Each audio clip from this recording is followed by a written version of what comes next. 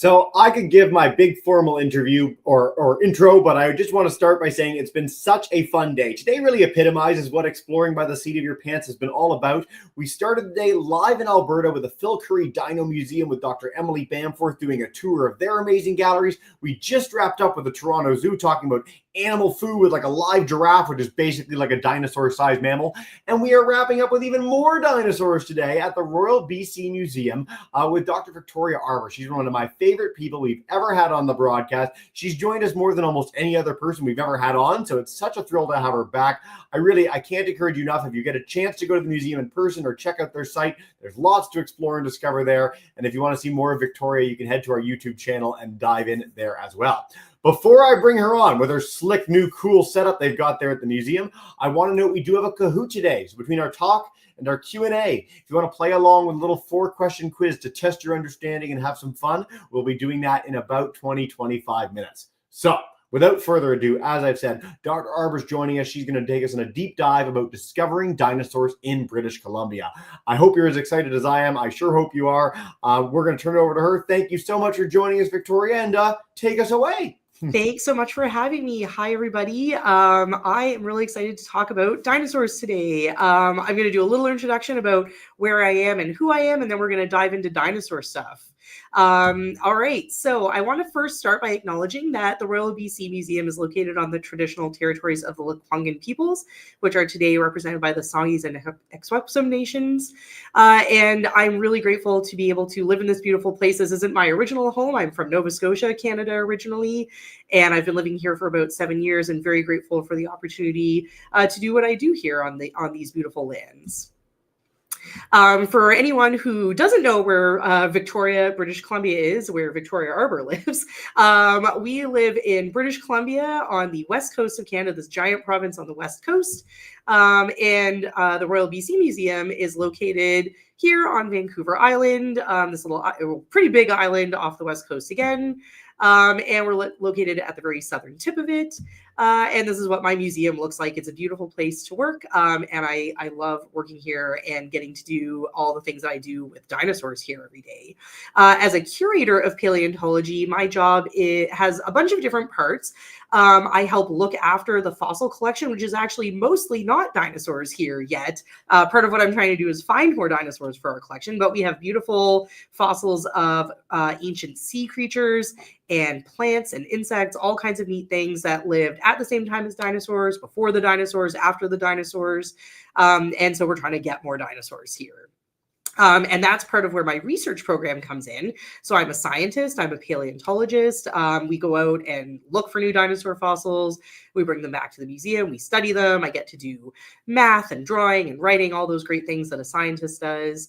And then I get to do fun parts where I talk to the public, like you guys, about what we've found and share what we've learned and share our knowledge. So I do lots of presentations, and I also help make new exhibits at the museum. So it's a super fun job, and I really love doing it. And I really like this part where I get to share what we've learned and what we've found out. I also want to acknowledge that in addition to being on the territories of the Lekwungen peoples, the fossils I'm talking about in this presentation come from across the province of British Columbia. And we work on the traditional territories of the Tahltan and Gitxsan nations, the Saulteaux and West Merweli First Nations, and also just on Treaty 8 territory up in the northeastern part of the province.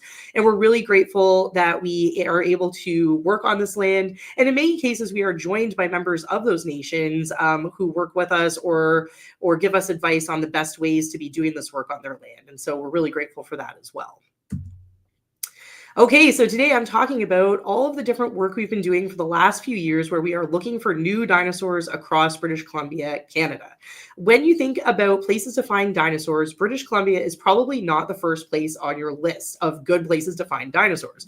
And it is harder to find them here compared to places like Alberta, where I've spent a lot of time hunting for dinosaurs previously. Or if we have anyone tuning in from the US, places like Montana and Colorado and New Mexico are also great places. These are all desert places, and we don't really have the same kinds of deserts in British Columbia. So we have to get creative and look for dinosaurs up in mountains and along rivers, which is very challenging at times. But they're here, and there are more to be found. And so that's what I really like about my role here. A lot of this research starts with a really fun little dinosaur who I consider a close personal friend. This is Pherosaurus sustatensis. It's BC's only unique dinosaur species for now, at least. And we have tend to call him Buster. So Buster is a little dinosaur that was found, his skeleton was found in the 1970s by a geologist working along the Sustut River in northern BC. And he just happened to find these bones. And then I started working on them as an undergrad student back in Nova Scotia. And now they're actually part of our collection here at the Royal BC Museum. And in 2019, with my friend David Evans, who's a curator at the Royal Ontario Museum, we realized that these bones belonged to a species of dinosaur that we hadn't recognized before. And we gave him the name Pherosaurus. So that's pretty cool. So far, Pherosaurus hasn't been found anywhere else except this one spot in BC. So it's pretty unique. And it also tells us that we can have unique species of dinosaurs in British Columbia and that we should keep looking for more. I went back to look for more of Buster and other dinosaurs that might have lived alongside him in 2017. But the area where he was found was, at the time, a railway line under construction. And it's been abandoned and it's all grown in with trees and plants now. So it's not a really great place to look for dinosaur fossils. So we've had to shift to other places to see if we can find more of Buster's friends and foes, I suppose, too. And that's what has led me to doing some really exciting, super fun, super challenging work in a place called Spatsizi Plateau Wilderness Provincial Park. It's actually the same kind of rocks, the same age and type and sort of environment as where Buster was found, but about 150 kilometers north of the Sustut River. And it's located way up north in British Columbia. The closest towns are Iskut and Dease Lake, which are little towns of only a couple hundred people. And then Spatsizi Plateau is a big, basically uninhabited area without any major towns in it. The only way we can get there is by helicopter. So we actually have to fly in a helicopter for about an hour each way. And we go up to this beautiful area where there are these big sort of empty plateaus with just a little bit of grass and mostly rocks. And so that's a much better place to look for dinosaur fossils. There's also a lot of bugs. All those little brown things blowing around on the screen are mosquitoes that were driving us nuts, and the helicopter very helpfully blew them away for us for a few minutes, which was really nice. This is really remote fieldwork, so everything that we need has to come in with us. We live in camps and eat basically dehydrated food that we reheat with water that we collect from the melting snow. We go there in July and there's still snow there, and we've actually had snowstorms pretty much every time I've been there in the summer. So it's a very different place than the hot, dry deserts that I've been used to working in before, but a very exciting place regardless. Instead of walking along in kind of like these desert badlands, the rocks that we're looking at are sort of tumbled down from the top of the mountain. So they're these big boulder fields or scree slopes. And we basically try to clamber around them without falling and breaking our legs and look for dinosaur bones that are sticking out of these rocks or have been sort of broken in half in these rocks. And there are lots of them, more than we can actually collect in any given field season. And a lot of them are quite big and really well preserved. So my student Brady here is pointing at a big white chunk of some sort of dinosaur leg bone. The bone on the right-hand side of the screen that has that really weird shape is actually a backbone or a vertebra from some kind of big dinosaur that my friend Derek found. And there's lots and lots of bones across here. So we try to collect the ones that are the best preserved that would give us the best chance of figuring out what dinosaur they came from. So we usually don't collect things like broken ribs, and we do collect things like that backbone. This rock is really hard to work in. Instead of using sort of little chisels and hammers and awls and just being able to use our muscles to dig up the rock, like in a lot of other places, we can only collect these by using power tools like this big concrete cutter or rock saw. It's really loud, it makes a lot of dust, and they're fairly dangerous, so we have to be very careful. We use lots of safety equipment when we're doing them, but it does look very cool when we're using them. We basically use that to sort of cut big lines and cracks into the rock, and then we use our muscles and really, really heavy-duty hammers and chisels to try to split the rock along those cracks that we've made. So it takes a long time. Collecting just one little backbone can take half a day to a day, so we usually collect just 1 or 2 bones per day when we're doing it this way. In 2022, the second time that I visited Spatsizi Plateau, over the course of the 10 days that we were there, we collected about 15 bones, which I thought was pretty good considering how difficult it was. In 2024, which was the last time we went there, we went with a bigger crew of people. We had 6 people instead of 3. And I wanted to go hike up to the very tippy top of the mountain that we camp underneath, which is basically what we're looking at now. I'm standing pretty close to the top and sort of looking down on those boulder fields. The green area would be where our tents go. And then we've got this interesting kind of flat sandy area right at the top of the mountain here. And we thought that looked really interesting from down below. We were like, we should go up and check that out. And it's quite different. It's not those big boulders that we were seeing on the slopes. Instead, it's a lot sandier. And we realized as we started to walk across it that there were dinosaur bones just laying on the surface everywhere in a dinosaur bone bed at the top of this mountain. So that was super exciting and a lot easier to collect than the ones that need the concrete saw. This is my friend Emily, one of my students, former students, is holding a little piece of a dinosaur leg bone. On the right is my hand holding pieces of a tyrannosaur tooth. I was pretty excited to find that one. And we found hundreds of little bone fragments by basically doing this for like 3 days straight. Everybody kind of picking a little spot and crouching down and keeping their head basically plastered to the ground, looking for all kinds of little dinosaur bone fragments. So in 2022, we came back with like 15 bones. And in 2024, we came back with hundreds of bones that now we have to see if they go back together or not and what kind of dinosaurs they're from. So this is all work that we're still doing. It's a pretty new discovery, and it's going to take us years to figure out exactly what we collected in 2024. But just based on what we know from what we identified in the field, we actually have a bit of an idea of what these dinosaurs are. We know we've got teeth from some kind of big tyrannosaur like Albertosaurus or T-Rex. We've got teeth from a horned dinosaur like Triceratops. We've got lots of big bone chunks from some kind of plant-eating dinosaur that might be that Triceratops-like horned dinosaur, or maybe a big duck-billed dinosaur. We actually have shell from a turtle called a macrobaidid turtle, which is a extinct type, but it would have looked a bit like a snapping turtle. And then the ones we're most excited about are lots of little foot bones from one little small area from some kind of small meat-eating dinosaur. It could be something like a dromaeosaur or raptor dinosaur, or something called an oviraptorosaur or an egg thief dinosaur. So we're really excited about that, and I hope that you'll stay tuned as sort of this journey continues. These dinosaur bones, this is one of the only places that we find dinosaur bones in BC. They're really, really rare, and this is by far the richest spot that we've found yet. These dinosaurs are probably about 68 or 70 million years old. So they're basically from the very end of the age of dinosaurs, right before the asteroid impact that causes the extinction of all dinosaurs except birds. So they tell us a really interesting story because they're from so late in the Cretaceous period.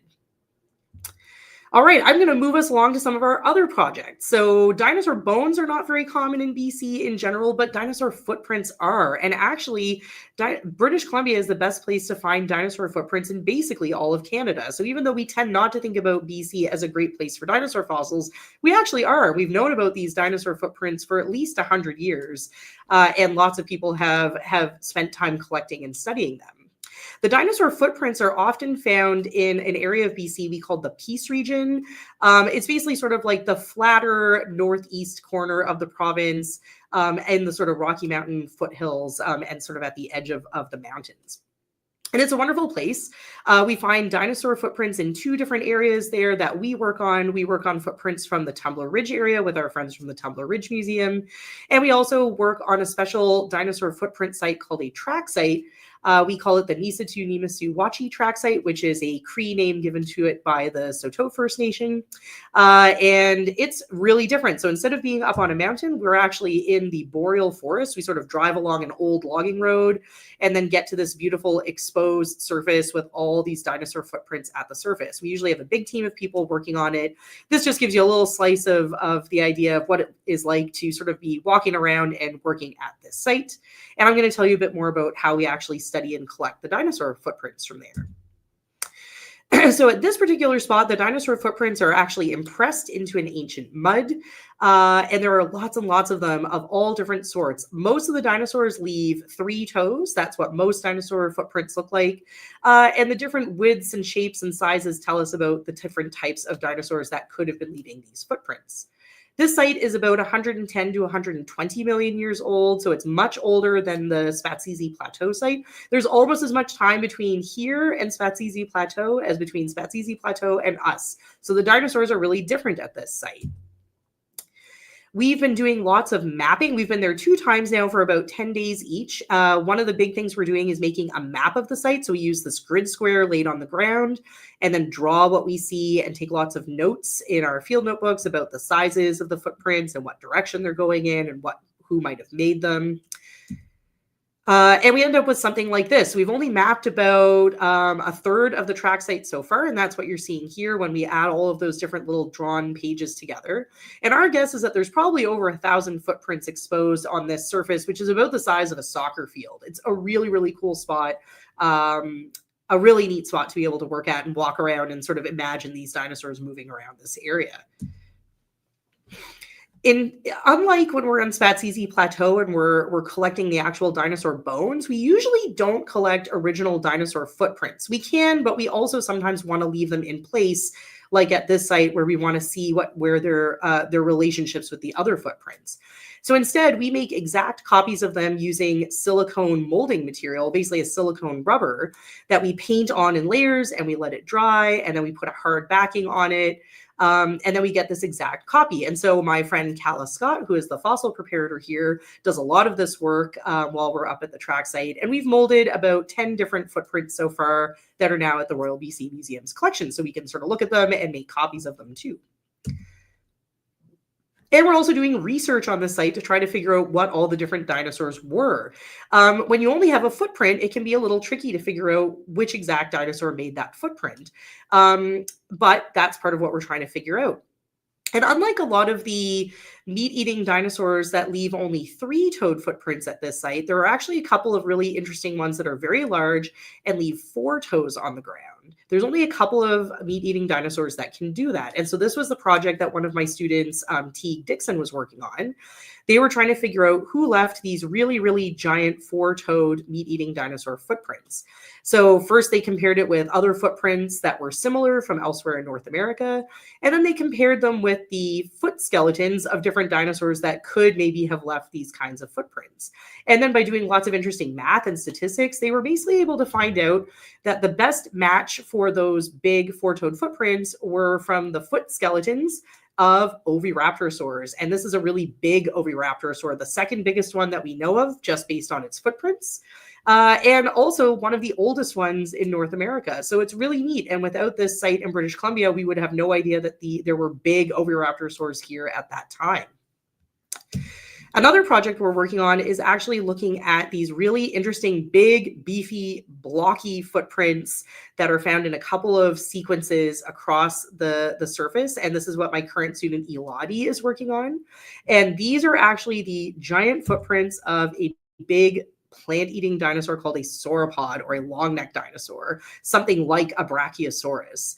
And these dinosaurs, we don't have their bones in Canada. These are only known from footprints in British Columbia, which is really cool. This is one of only 2 places we actually see them, and the only place we can get really up close to them, which is super cool. So at this site, based on the footprints, we know we've got a sauropod dinosaur and that big oviraptorosaur. We have small meat eaters and small plant eaters, and a big plant eater like Iguanodon, and a big meat eater that was probably more like an Allosaurus than a T-Rex. So very different type of dinosaurs than Spatsizi Plateau, using really different information, footprints instead of bones. So that's really fun. And then the last little project I wanted to talk about that we've been doing, that we published earlier this year in a scientific journal, is on footprints from the Tumbler Ridge area. So these footprints are about 10 million years younger, so they're about 100 million years old, and they're found all in the town of Tumbler Ridge. And this is really fun because this was a chance for me to work on my favorite dinosaurs, the ankylosaurs. Ankylosaur footprints made by a nodosaurid ankylosaur, one that doesn't have a tail club but does have big, cool shoulder spikes, are really common around Tumbler Ridge. And they are a type of footprint that we call Tetrapodosaurus. So Tetrapodosaurus made by a nodosaurid ankylosaur. These footprints have 4 toes on their hind foot and 5 fingers on the front foot. And these types of dinosaurs are the only type that can leave that kind of combination. So that's really cool. We've known about them for a long time, and there are hundreds of those footprints around Tumbler Ridge. But my colleagues at the Tumbler Ridge Museum noticed that there were also some interesting footprints that they were pretty sure were made by ankylosaurs because they had 5 fingers on the hands and big, big feet. But these ones only had 3 toes instead of 4. So they asked me what I thought about them, and I got really excited because I know that those can only be made by a group of ankylosaurs called the ankylosaurid ankylosaurs. These are the ones with tail clubs, and they're my very favorite ones, the ones I've spent the most time working on. And this was the first time in the whole world we had found footprints for ankylosaurid ankylosaurs. We know it must be for them because ankylosaurids have 5 fingers on their hands and 3 toes on their feet. So this was a brand new type of dinosaur footprint called Ruopodosaurus. That's the name that we gave it. And this is the first example of their footprints anywhere in the world, and one of the oldest records of these dinosaurs in North America. We would have no idea they were here if not for these footprints in the Tumbler Ridge area of British Columbia. So that was really fun. I loved getting to work on my favorite group of dinosaurs based on footprints in British Columbia. So that was super fun for me. Now we have to go find their skeletons. That will be the next fun project. That brings me pretty much to the end of my dinosaur presentation. I hope you've had a chance to hear about some of the cool things that we've done with dinosaurs in BC. And if you'd like to learn more, you can visit the Royal BC Museum's Learning Portal and find out more about dinosaurs in British Columbia. So thank you so much for listening. I can't wait to answer your questions. Oh, well, thank you so much, Victoria, and for being so speedy. That was awesome. We've got so much time for Q&A in our Kahoot. I'm going to bring that up to begin, so we're going to do a little 2-minute quiz, test some understanding, have some fun. These are broad, general dinosaur questions, so if you get them, great. If you don't, cool opportunity to reinforce some big concepts. If you have joined us before, great. If you're new to Kahoots, the faster you answer, the more points you get, and what you win is Victoria and I's everlasting respect. So if you want to give us some hints along the way, you're welcome to, and then we are going to dive in. We've got a bevy of live classes on camera, Mrs. Penfold, Ms. Rivera's class, all our YouTube groups. We look forward to your questions as well, but we are going to dive in with this and get underway. Let's do this with a drum roll, please. All right, here we go. 3, 2, 1. Question 1. All right, people have been around for about 300,000 years. How long did dinosaurs rule the earth? Is it 300,000 years also? Is it 1 million years? Is it 18 million years? Or is it over 180 million years? And my hint for this, which I know you love too, is people are closer to T-Rex in time than T-Rex is to Stegosaurus. So like dinosaurs are around so long that you are more like closer in time. Yeah, most of you got this right. Hint, we didn't even need the hint. They nailed it. 180 million years dinosaurs ruled the earth, which is crazy. And Miraculous Mandrill has our lead. All right. Question 2. Birds or dinosaurs? Victoria, do you want to give us any hints for this? I don't know what we should say. Oh, there's a lot of very feathery dinosaurs out there. Yeah. So we were talking before we went live about, I was in Berlin recently and saw some really cool fossils. And in Berlin, they have a little chicken set up with a T-Rex. So you can get them both on the same picture. And maybe that would give you a hint that indeed, most of you got that false. Birds are dinosaurs. This is something that, like, when I was a boy, there was like debates around this. We are now very fervent. Like, if you have a chickadee near you, or a chicken, or you turkey dinner for Thanksgiving for our American friends the next couple of days, birds are dinosaurs. They are the last living relatives of them, very, very, in a very concrete sense. So way to go to the 5 of you got that. Miraculous Mandrill's got the lead. This is a multi-select. More than one of these is correct, but they're not all correct. That's your plug. Which of these can we find as fossils? Full body skeletons, footprints, poop, or dino DNA encrusted in mosquitoes trapped in amber like Jurassic Park? So we talked about footprints. We've seen some skeletons. Maybe that'll give you some hints. I wish Jurassic Park were possible. It would be so cool. Alas, no. 10 people thought yes, though. So yeah, we can find full bodies.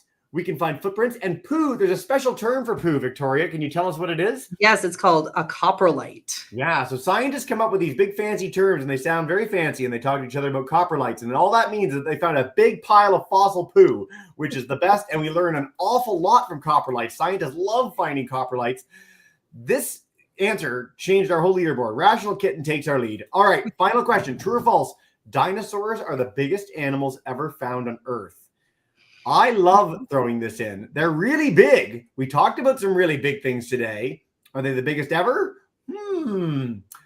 I will say, perhaps, we had some ocean broadcasts not too long ago talking about some other really big creatures that exist today that maybe take the cake. Let's see what we've got. Most of you thought true, and most of you are wrong. The blue whale is the biggest animal to ever be on planet Earth. Like, it dwarfs the biggest dinosaur. Dinosaurs rock. They're super cool. It's what we're talking about today. But I wanted to throw that in there to mess you all up. All right. Speedy Squid is third. Second place is Rational Kitten. Start sharing questions on YouTube if you're there. We're going to head to Mrs. Penfold's class in a second. And first, for all the marbles, Miraculous Mandrill, almost end-to-end. Way to go, guys. If you are these folks, let us know who you are. Awesome. All right. We're diving in. We've got tons of time for questions. Mrs. Penfold's class, I'm going to head to you guys first. Come on in and take us away. Always nice to be in Orangeville. Hey, guys. Hello. Hi. What is the biggest dinosaur in the world?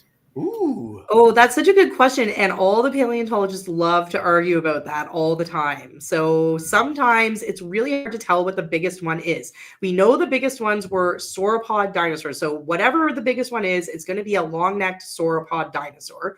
And it's probably going to be from the group of sauropods that we call titanosaurs, or the titans of the sauropod world. Most of the time, though, their skeletons are really fragmentary. So we might only have like a leg bone or a couple of their neck bones. That can make it really hard to tell exactly how big they were. So we end up having to kind of extrapolate or sort of estimate based on what we have preserved.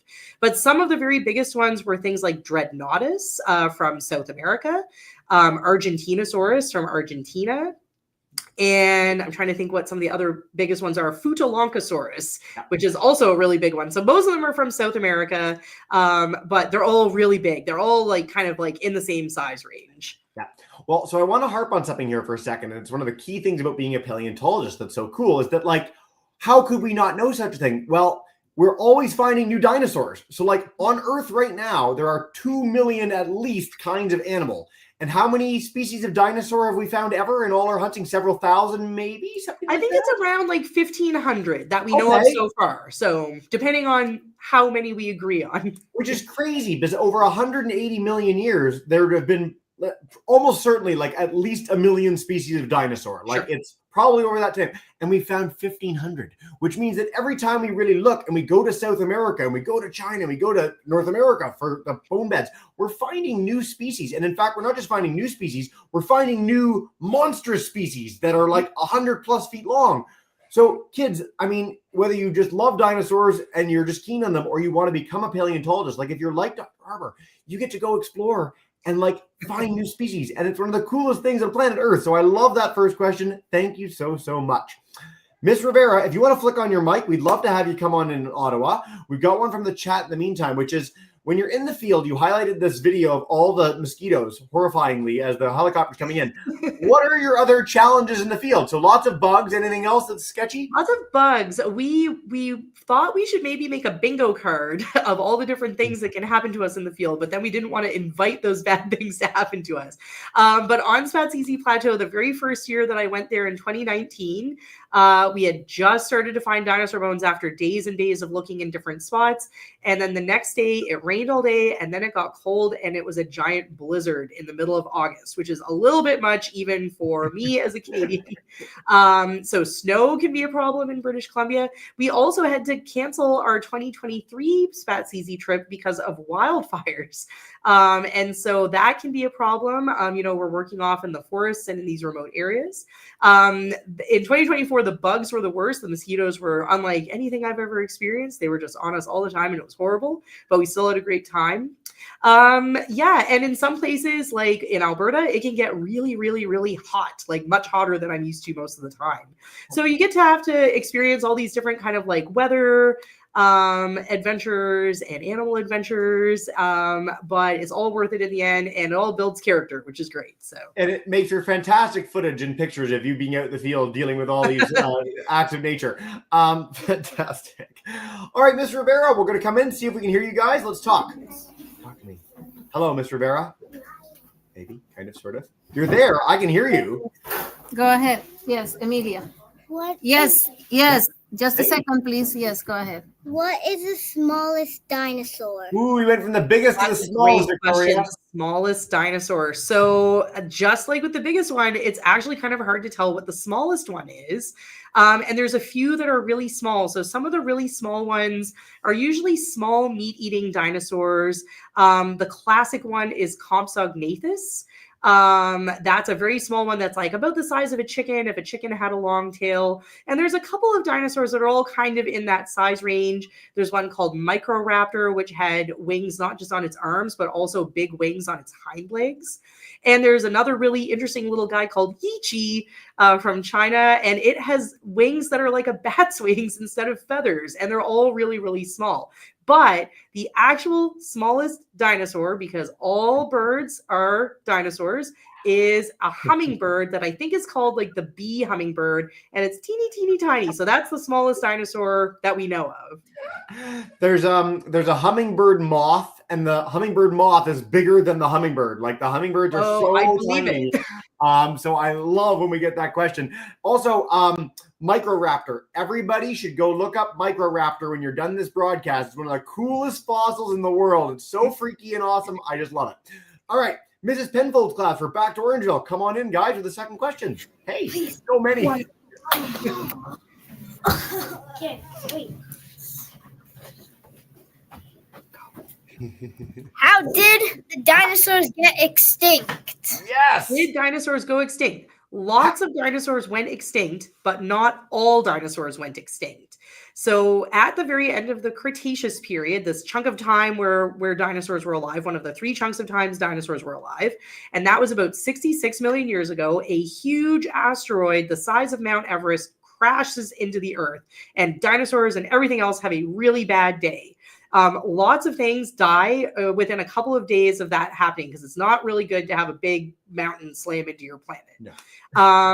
And so what we've learned, why lots of different people have studied this, most big things couldn't survive that. So big dinosaurs went extinct. And this is probably why birds of all the different groups of dinosaurs survived, because they were small. They could live off of things like seeds and fungi and decomposing things. They didn't need to hunt other dinosaurs or eat grass or ferns. They could sort of live off of what was left over. And they could hide from the heat and the cold that happened after that asteroid impacted. So yeah, most dinosaurs that were alive at that point died. And now we get new dinosaurs in the form of all the birds that we see around us today. Yep.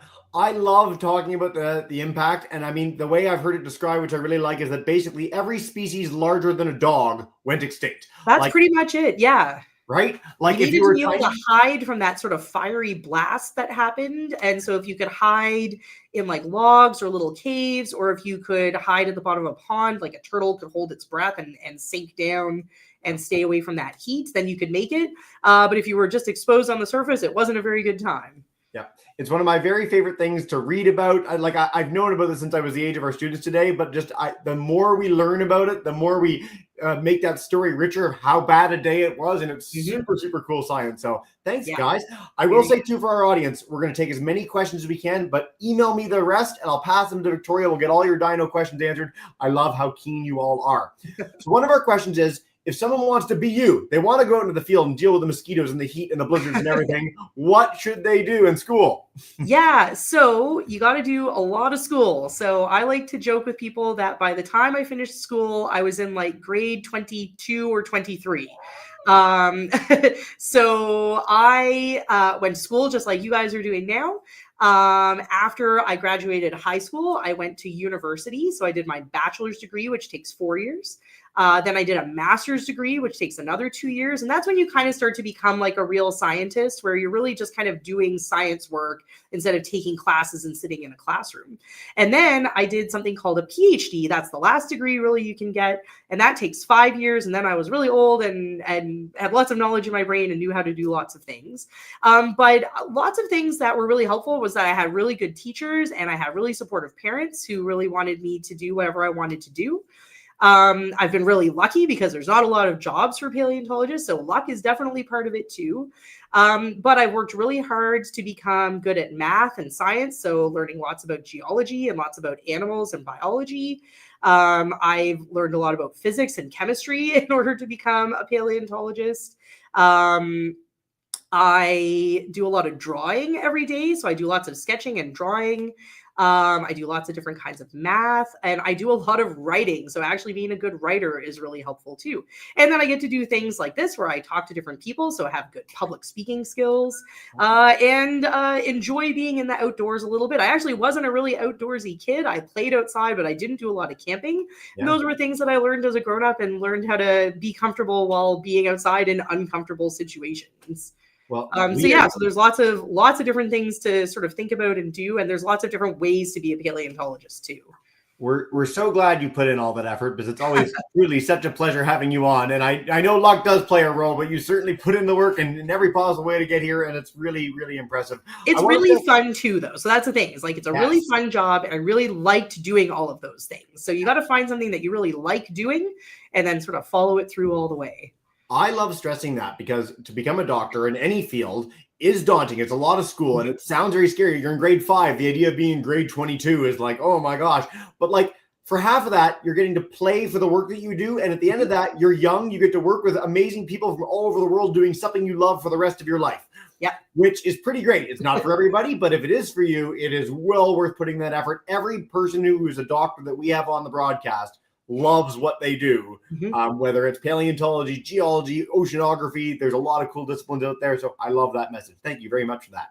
Thanks. Mr. Rivera's class, we're going to come to you guys. If you want another question, you can unmute your mic and we'll come on in for that. Mrs. Penfold, we're coming back to you guys in a second as well, and keep them coming, YouTubers. While we're waiting for Miss Rivera, since there are a lot of you in Mrs. Penfold's class, I will come back to you guys if you have another one. Come on in. Hey. What is your favorite dinosaur? Oh, no pressure. That's a good one. So my favorite type of dinosaur are the armored dinosaurs called ankylosaurs. And I have been very lucky to get to name a few new species of them in my research on dinosaurs. So probably my very favorite dinosaur is Zool curvivastator. That's a really special skeleton I got to describe and help name. And it's at the Royal Ontario Museum. It's actually going on display at the Royal Ontario Museum like in a month from now. So I'm going to have to make a trip to Toronto to go visit it. And then a very, very, very close second is Buster the Ferrosaurus, because it's such a special dinosaur for me and for British Columbia. Two very different dinosaurs, a little one and a big one, a spiky one and a not spiky one, but I really like those two quite a lot. So I want to stress for our kids, just put something in context. First of all, ankylosaurs were never on my personal list of favorite dinosaurs until I met you, and you have put them near like the top of the list. Like I'm a big predator guy. They're very cool dinosaurs. They're so cool. And I encourage you all to look up Zool. So this is, again, one that you named. And when you get to be a paleontologist like Victoria, you get to name a dinosaur after like a demon dog in a funny movie called Ghostbusters. So like for any of you who aren't familiar with Ghostbusters, you can name things whatever you want when you become a paleontologist, which is super fun. You get to be like, anyway, beyond thrilling. So thank you for that great question, guys. Is there a favorite part of your job? So you highlighted a lot that you get to do. Is there anything that really like gets you up in the morning? That's a hard question to answer. I like so many parts of it. I think what I really like is that there's so much variety and I get to be so creative and do something different all the time. So I love going into the field. I love sitting down and writing up and thinking about what I've just found. I love visiting other museums and looking at the fossils in their collections to compare things. I love that I get to do art and drawing as part of it. So it's hard to pick one favorite thing. Sorry, I feel like I like all of it. It's a pretty great answer to have. So I really, really appreciate that. Yeah. I also, on the ankylosaur note, I want everyone to also look up Borealipelta. So we talked about this when they found this fossil. And like, quite often in paleontology, the fossils are like, they're pretty good, they're okay, they're scattered, they're whatever. And then there's Borealopelta, which is the most absurd, like it looks fake. As kids, you will honestly think it's AI, but it's a real fossil that we actually found, and it's mind-blowing, and it's an ankylosaur, and it totally rocks. Yeah, it's a beautiful fossil.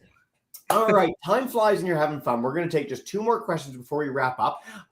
You talked about finding dinosaurs in BC today. Is there anywhere that you'd really like to go, like a dream paleontology destination?